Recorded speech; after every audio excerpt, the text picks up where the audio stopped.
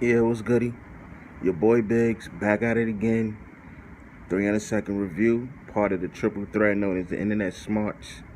Let's just get into it, y'all. SmackDown Live for August 2nd, 2016. We start off the show looking at what happened on Monday where the homie Brock got that sweet RKO from Randy, the Viper Orton, which set up a backstage segment between Randy, Daniel, and Shane, where it had about 50, 60 security guards and, all this other stuff, the simple stuff, but I still was skeptical about what was going to take place on SmackDown. We get to the opening segment, which literally set the tone for the whole night. Dolph Ziggler, Dean Ambrose, one-on-one in the ring talking, and to be honest with you, it actually put faith, in my opinion, back into Dolph Ziggler, that he could be a viable threat, even though he is still the favorite to lose. I think the backstory and bringing people up to speed to why he deserves to be there in the title match for SummerSlam, it was valid. Shout out to Bray Wyatt, because through all that talking, Dean leaves. Bray hits him with the Sister Abigail, challenges him for that number one contender to the title. Shane makes the match official, and we start on the road to Dolph Ziggler getting to SummerSlam. It was a great opener, to be honest with you, and like I said, it set the tone for the rest of the night. The first match of the evening was a triple threat match between Kalisto, Baron Corbin, and Apollo Creed. Apollo Crews. Excuse me. It was actually a good match. I just hate the commercials, man. Like, honestly, what I think would set SmackDown apart more if they did even less commercials and did what they did. I think it was on Raw last week or SmackDown, I'm not sure, where they still played the match while the commercials was going on. I think they need to go back to that because people want to see the match if it's only going to be 7-8 minutes. Apollo Crews wins. Him and Miz will be fighting for the title in 3 weeks at SummerSlam. And I'm going for Apollo Crews. I think if you really want to usher in the new era, take the belt off of Miz. He had it for 120 days. As of yesterday, let's just get the belt off and then move on. And then let's move on with the next match, which was Becky versus All Red Everything Eva Marie. The match didn't start because the wrestling guard said no. She literally had a 30-minute intro, jumped off the top rope after pre-game stuff, and hurt her her leg or a hamstring. And that was that, bro. I'm glad that match was finito, bro. So we move on. American Alphas made their debut versus the Vaudevillains.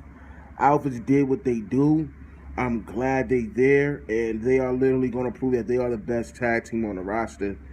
And if SmackDown literally introduces the new tag belts, I would love to see a champion versus champion scenario with Enzo and Cass from Raw, which I'm looking way ahead now to take on the American Alphas. But American Alphas is by far the best tag team on SmackDown and arguably on the roster. That's just a fact. The only people to me that rivals them is the Revival and Ciampa and the other guy, Gargano. They are literally the best tag teams in the world, in my opinion. Shout out to Young Bucks, though. Too sweet. But let's move on to AJ and John Cena promo. This was one of the best promos. I don't like Cena. I haven't liked this character in years. But this was typical Cena. He just dragged on and on with the talk. And honestly, it felt like AJ really meant everything he said. He doesn't like Cena, man. And I think he channeled that anger of people that don't like Cena. Cena just a gimmick.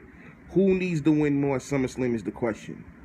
I'm going to give my predictions when we do our prediction blog in a couple of weeks. But maybe I'll go for Cena. Or maybe I'll go for the obvious. I only got a little bit of time left, people. Let's move on to Randy Orton versus Fandango. Randy wins by disqualification because Brock got him back. Caught him with the F5 and calmly walked out of the building. This is going to be a great match, man. Randy versus Brock. This is going to be one hell of a fight. It's not going to be a wrestling match. It's going to be a fight, y'all.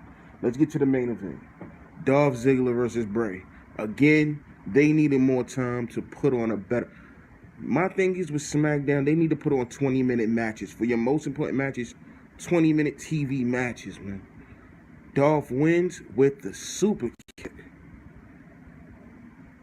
I guess he still won't let go of the shadow of HBK, man. I really think was going to... Well, I don't want to get into what my prediction is, but I think after SummerSlam, I think Dolph is going to... Dolph needs to turn heel at this point. You can literally see bits and pieces of the heel turn, but it's not there yet. All in all, this was a way better SmackDown than last week.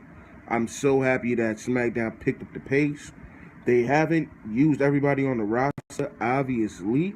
Oh, and I can't forget Carmella got beat up by the Blackheart Natalia, bro.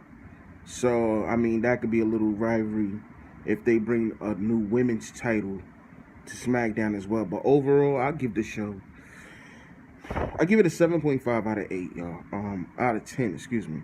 7.5, low 8 out of 10. I think overall it was just a better show. It was a better feel, it was better everything. But they just got to keep the momentum going, you know. But my time is way up. But we will have Chuck tomorrow for that NXT review. Friday for the CWC review. This is what it is, y'all. Tuesday to Friday.